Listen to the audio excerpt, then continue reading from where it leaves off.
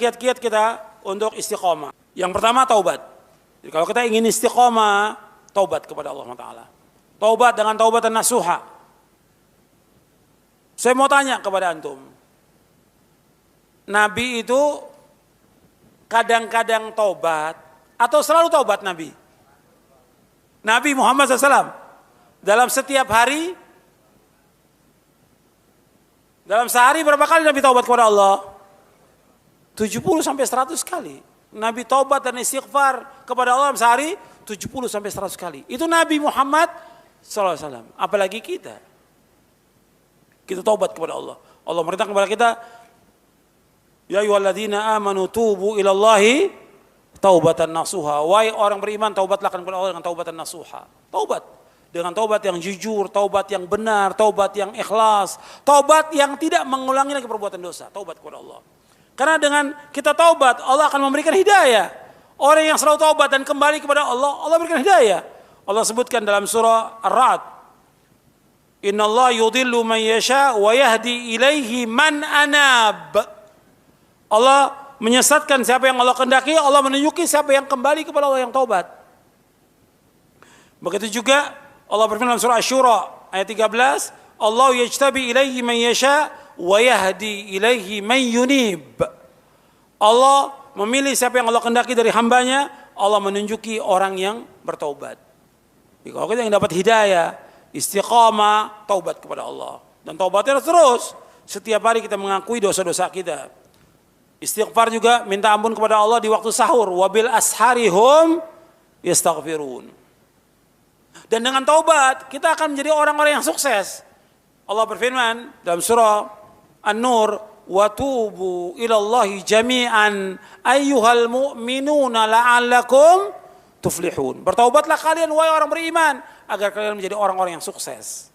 Orang yang beruntung. Taubat kepada Allah. Supaya istiqomah, taubat setiap hari. Dan ini taubat terus. Taubat awal perjalanan seorang hamba, pertengahan dan akhir. Seperti yang dijelaskan oleh Al-Imam Ibnul Qayyim dalam kitabnya Madarijus Salikin. Yang kedua senantiasa mentauhidkan Allah, menjauhkan syirik. Jadi harus betul-betul kita istiqomah. Karena mana istiqomah? Istiqomah di atas tauhid yang pertama kali. Menjauhkan syirik. Coba kita introspeksi pada kita. Kita ini sudah benar belum tauhid kita tentang rububiyah tadi yang saya sebutkan. Uluhiyah kita, asma wa sifat. Tentunya kita harus belajar lagi tentang kitab tauhid. Selesai, ulangi lagi. Selesai, ulangi lagi kitab tauhid itu. Usulus Salatah, ulangi lagi kitab tauhid.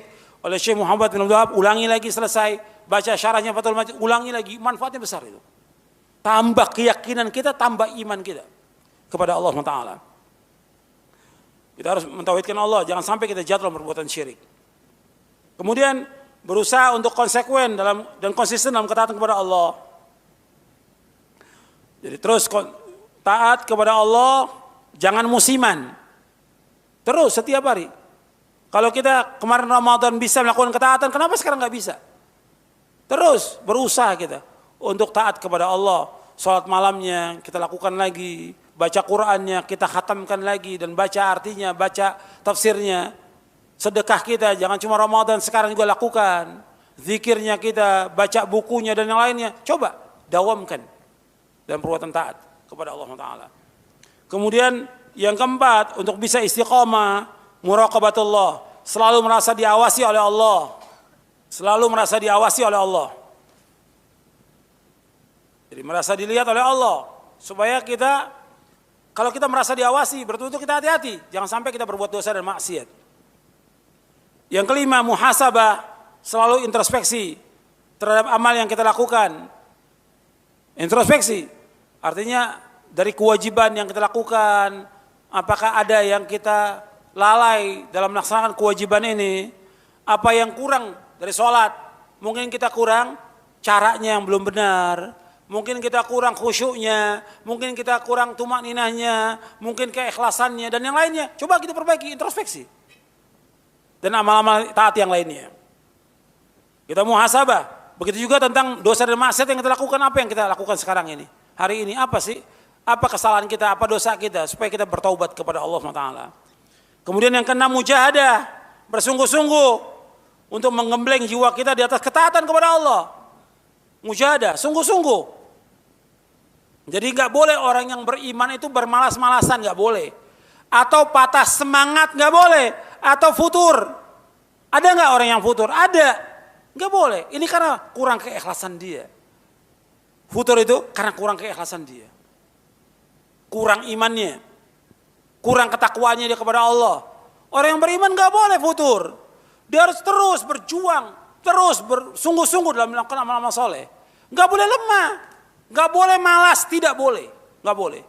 Nabi bersabda sallallahu alaihi wasallam, al-mu'minul qawiyyu khairun wa habbu ila Allah minal mu'minid dhaif wa fi kullin khair. Wa fi kullin khairun ihris ala ma yanfa'uka wasta'in billah wa la ta'jaz. Dan seterusnya di sini sahih Muslim. Kata Nabi, mukmin yang kuat lebih baik dan lebih dicintai Allah daripada mukmin yang lemah. Pada keduanya ada kebaikan tentang imannya.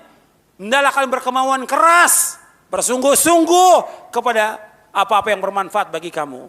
Minta tolong kepada Allah, jangan lemah. Nggak boleh kita lemah, nggak boleh kita malas.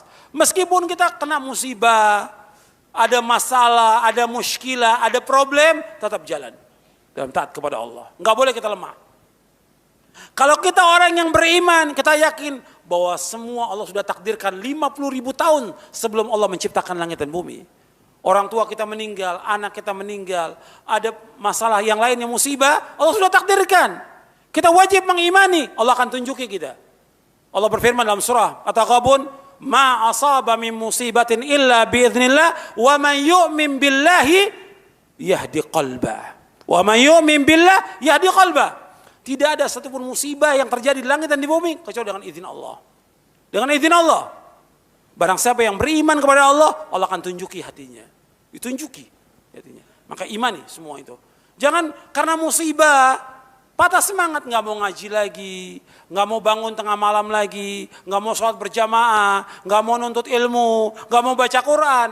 Ini kebodohan, ini ketololan. Justru tambah jauh dia dengan Allah. Justru dengan musibah yang Allah timpakan kepada dia, tambah dia dekat dengan Allah SWT. Tambah dekat dengan Allah. Yang memberikan cobaan dan ujian siapa? Allah. Dia husnuzan kepada Allah. Apa yang Allah kehendaki buat kita, itu yang terbaik buat kita. Dan Allah inginkan kepada kita kebaikan. Dihapuskan dosa kita, diangkat derajat kita. Yang Allah inginkan kita masuk surga dengan musibah itu. Paham? Makanya kita imani. Sungguh-sungguh orang yang beriman, jangan malas. Dalam apapun juga, jangan futur. Harus semangat. Orang kafir dalam kekafirannya, orang musyrik dalam kemusyrikannya, semangat mereka. Ahlul bid'ah, antum lihat. Semangat dalam bid'ahnya. Sampai malam juga tetap masih nyanyi dia. Yang maksiat apalagi, kan bisa lihat. Semangat mereka dalam kesyirikan, dalam kekafiran, dalam maksiat, dalam perbuatan beda. Kenapa kita nggak semangat dalam ketaatan yang mendapatkan ganjaran dari Allah Taala?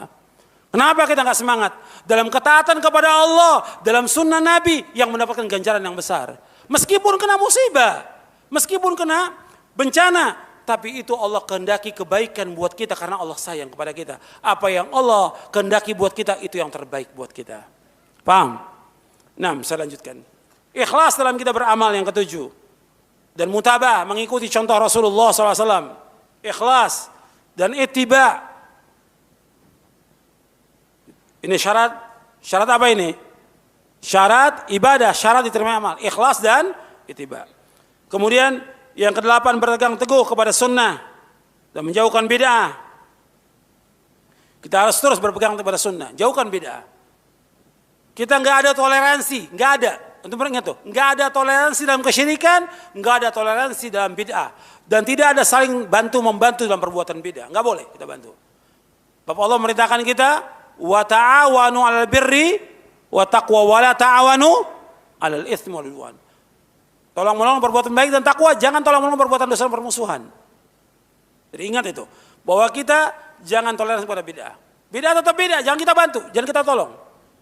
Nggak ada kerjasama, tapi kita bergaul dengan masyarakat tetap dengan mereka. Senyum dengan mereka, akhlak yang mulia tunjukkan, salam kepada mereka, bantu mereka ketika mereka sakit, jenguk mereka. Tapi kalau bid'ah kita diundang, nggak boleh kita datang, nggak boleh ikut kerjasama dalam bid'ahnya. Itu Islam. Bab nggak mungkin kita bisa berpegang di atas sunnah kalau kita nggak menjauhkan bid'ah. Antum perhatikan kata Nabi SAW. Perhatikan kata Nabi SAW. Fa'alaikum bisunnati wa sunnatil khulafa'ir rasyidin mahdiyyin tamassaku biha wa 'addu 'alaiha bin nawajid. Wa iyyakum muhdatsatil umur fa inna kulla muhdatsatin bid'ah wa kulla bid'atin dhalalah. Jadi untuk bisa berpegang teguh kepada sunnah dengan menjauhkan apa? Bid'ah. Berpegang, kata Nabi, teguh kepada sunnahku dan sunnah khalifahku yang lurus. Pegang erat gigit dan jauhkan semua perbuatan bid'ah. Gak akan mungkin kita bisa berpegang kepada sunnah tanpa menjauhkan bid'ah. Karena semua bid'ah sesat. Jadi teguh kita kepada sunnah Nabi. Tapi tetap bergaul dengan masyarakat tetap. Jangan karena antum di sunnah kemudian kepada masyarakat salam enggak. Mereka orang Islam. Salam enggak, senyum enggak. Ketemu dengan masyarakat udah kayaknya musuh dengan kita. Tampangnya mujrim. Kita suruh tabasum, enggak nengok sama orang, masa bodoh. Enggak boleh dalam Islam. Kaum muslimin di sekitar kita lah, mereka orang Islam. Salam, tegur mereka, sapa mereka.